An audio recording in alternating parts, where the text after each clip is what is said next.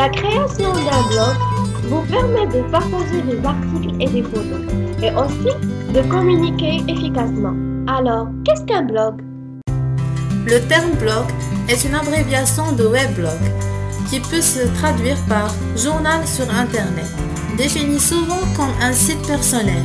Il s'agit d'un espace individuel d'expression créé pour donner la parole à tous les internautes, particulières entreprises, artistes, hommes politiques, associations.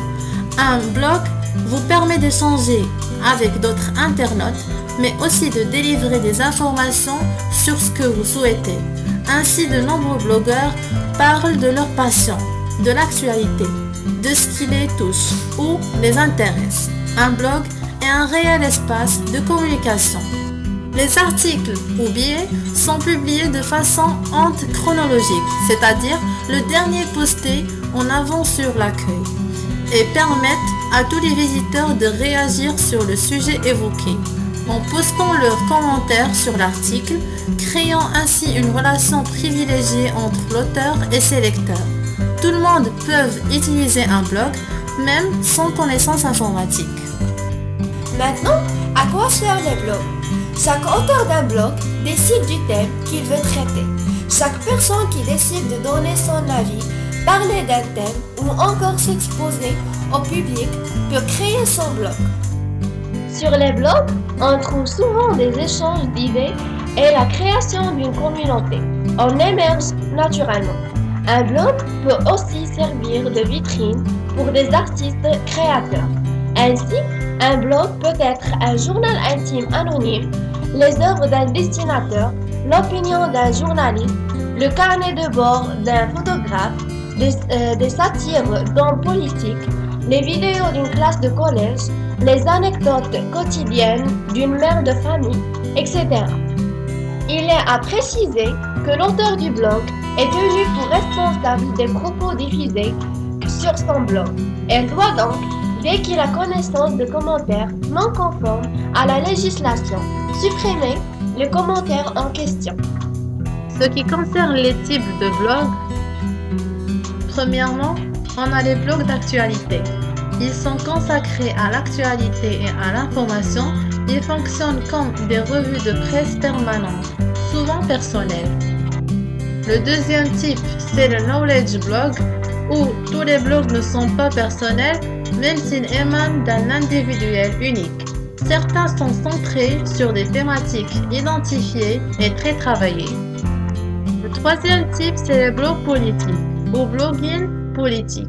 C'est développé en France au cours des élections régionales de mars 2004.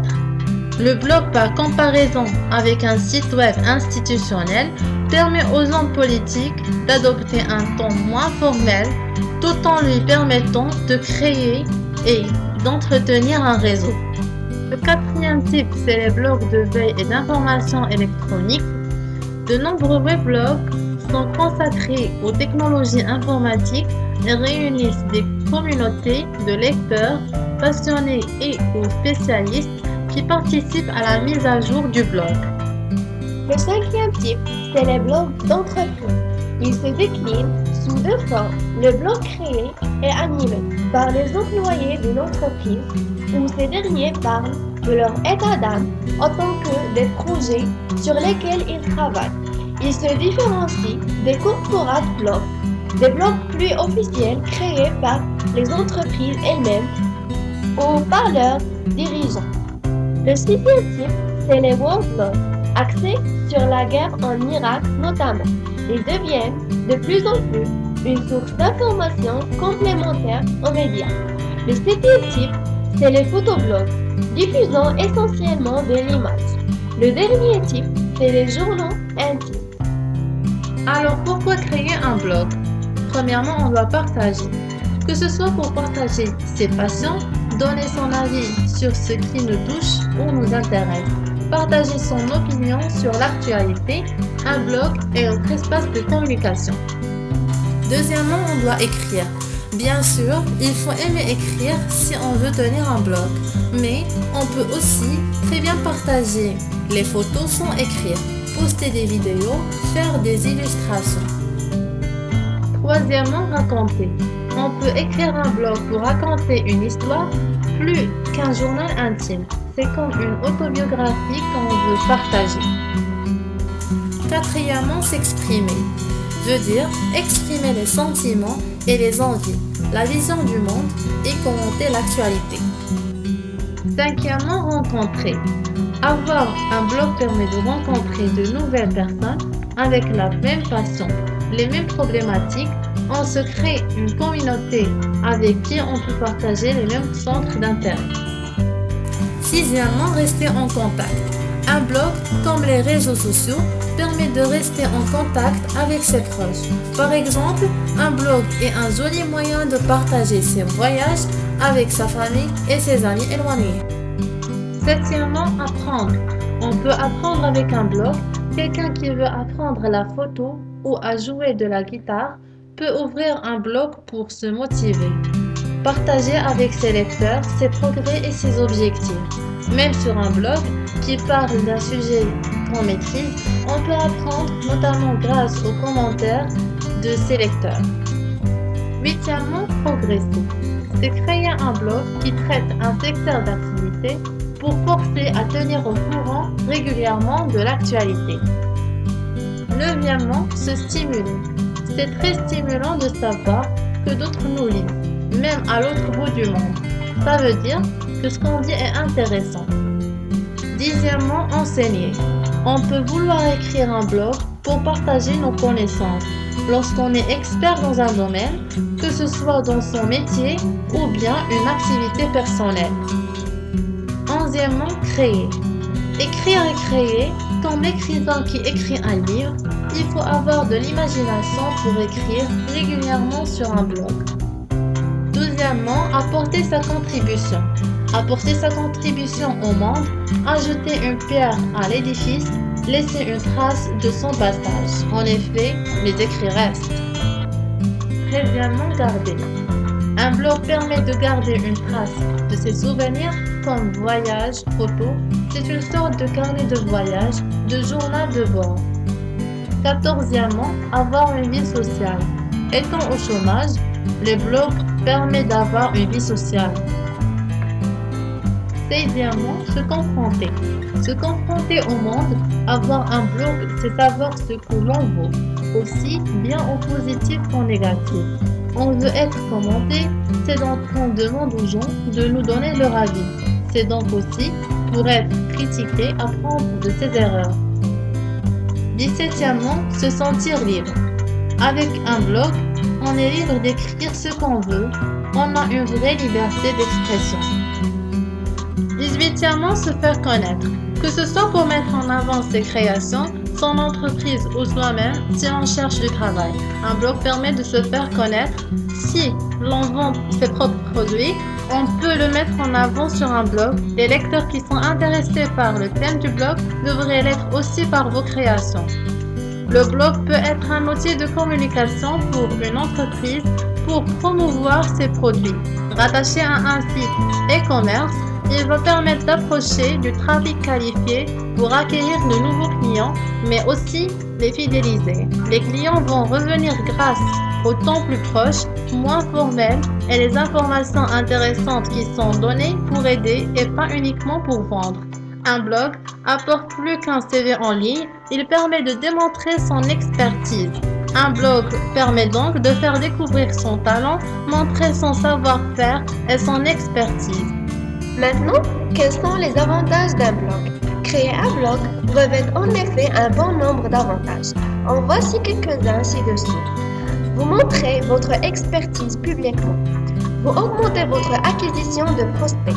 Bloguer vous pousse à apprendre. Vous vous démarquez de vos concurrents. Vous améliorez votre référencement naturel. Et enfin, vous améliorez votre image et votre recrutement de talents. Maintenant, on va passer aux inconvénients d'un blog. Si créer un blog peut avoir un impact important, il faut également se rendre compte qu'il existe des inconvénients à la création d'un blog, afin que vous ayez toutes les cartes en main au moment de faire votre choix. Nous avons également compilé une liste de désavantages. Premièrement, un blog nécessite une mise à jour régulière. Deuxièmement, un blog mobilise un nombre conséquent de ressources. Troisièmement, un blog doit entrer dans un engagement à moyen ou long terme. Quatrièmement et enfin, un blog peut nécessiter le recours à des compétences techniques.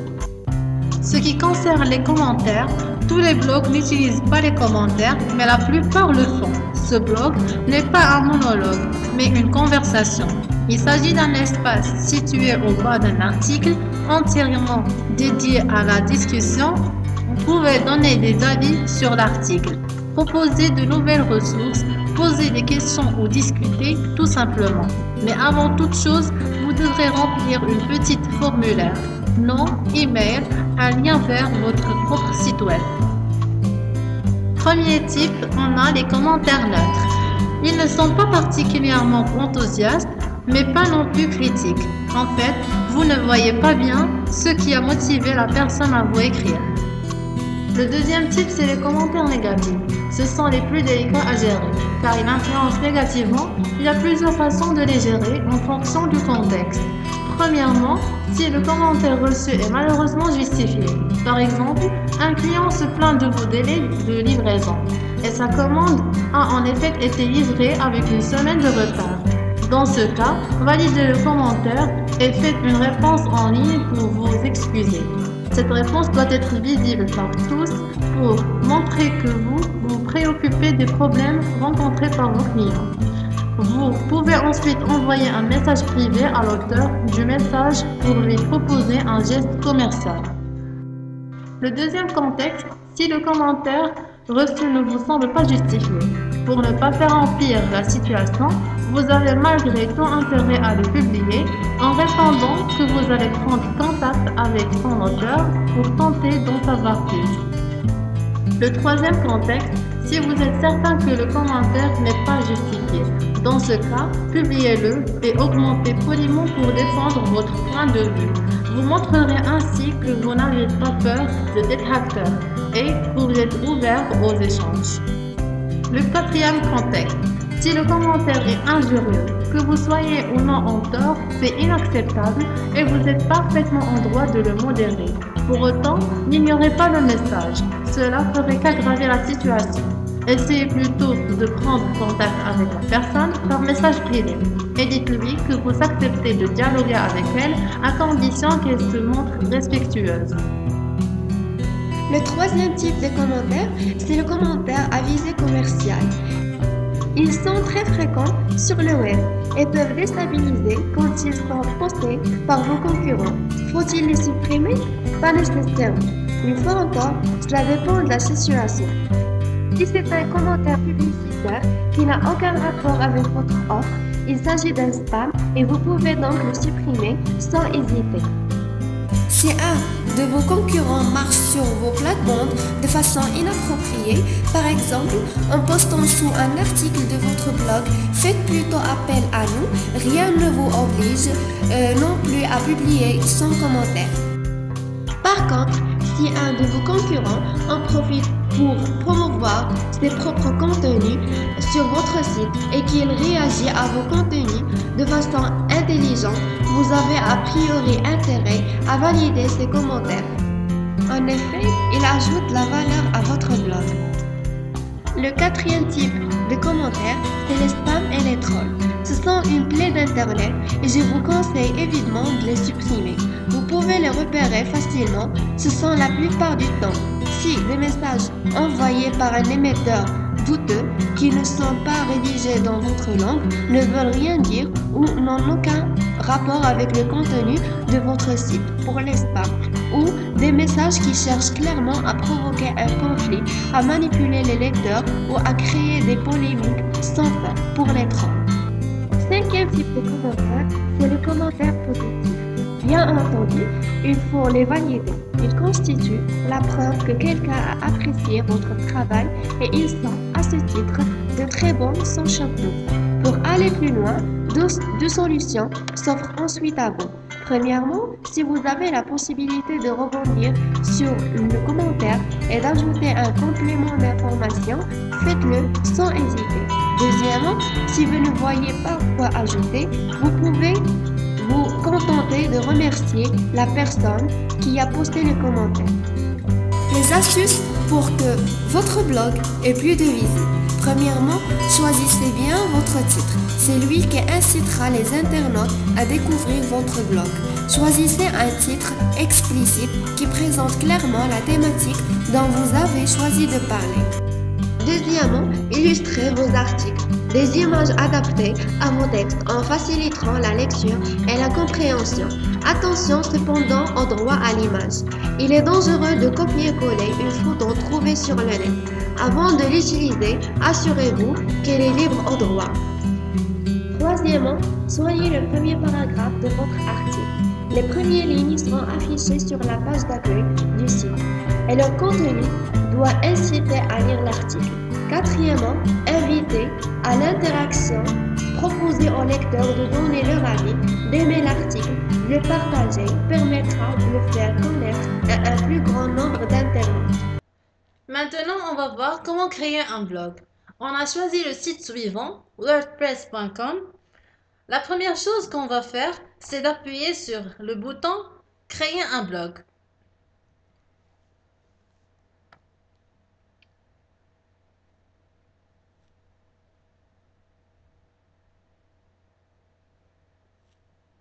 D'abord, il vous demande de choisir un thème pour votre site, mais pour moi, je vais l'ignorer pour l'instant.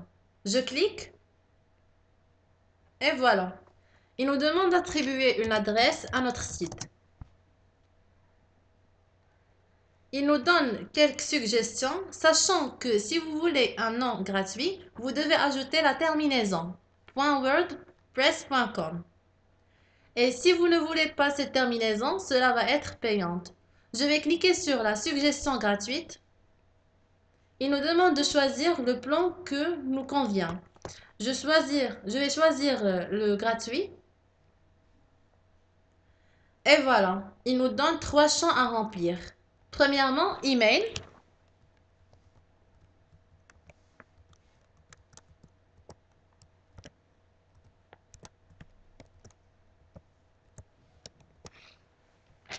Ensuite, on a le nom d'utilisateur. Et finalement, le mot de passe.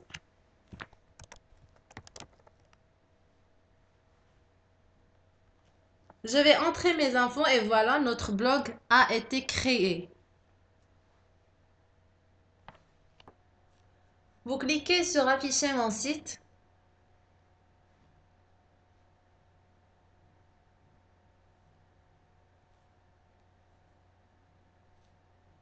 La deuxième chose que vous devez faire, c'est de confirmer votre blog sur email.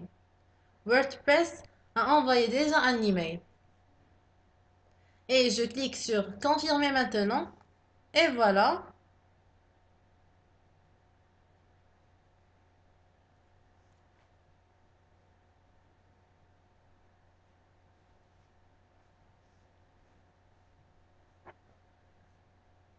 Et voilà. Vous arrivez sur votre tableau de bord de votre blog. Donc maintenant, on va y aller dans l'onglet thème. La chose qu'on n'a pas choisie. Vous arrivez sur quelques thèmes. Vous voyez qu'il y a pas mal de thèmes. On va choisir gratuit. Et vous pouvez choisir un thème quelconque. Dépend du type de votre blog. Pour moi, je vais choisir ce thème d'Ara. Voilà comment votre blog va ressembler. Une fois vous décidez, vous cliquez sur Activer ce design. Puis vous cliquez sur Personnaliser un site.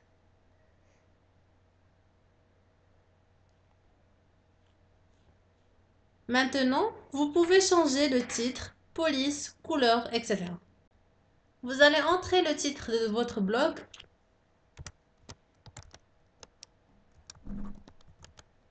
Le slogan et le logo. Je ne vais pas entrer un logo car mon blog est fictif.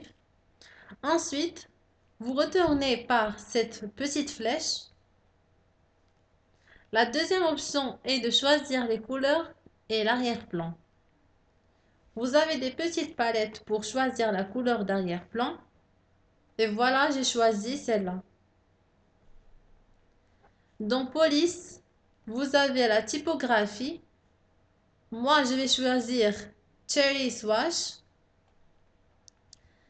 Ici, vous pouvez mettre une image.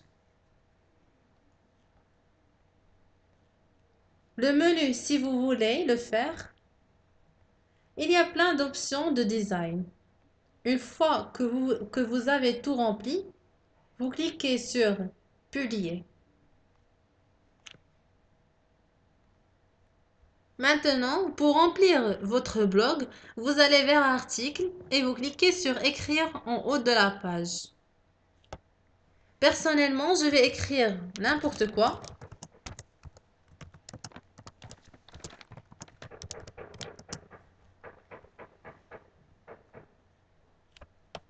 Exemple, écrire la définition d'un blog. Et si vous voulez ajouter une image à votre article, vous cliquez sur Image à la une.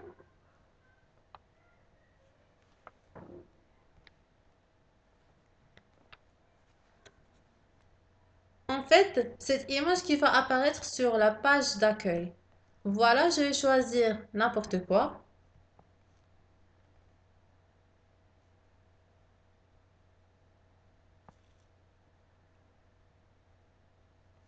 Et vous cliquez sur Mettre une image à la une.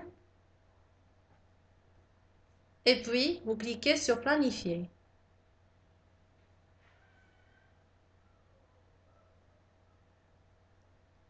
Maintenant, vous allez cliquer sur Aperçu, puis aller sur le site. Et voilà comment ressemble votre blog. Maintenant, on va voir quelques exemples de blogs. Premièrement, on a blog de cuisine. Deuxièmement, on a blog de musique. Troisièmement, on a blog de sport. Et quatrièmement, on a blog de voyage. Et finalement, on a blog de naissance. Alors, vous pouvez créer votre blog selon le thème qui vous convient.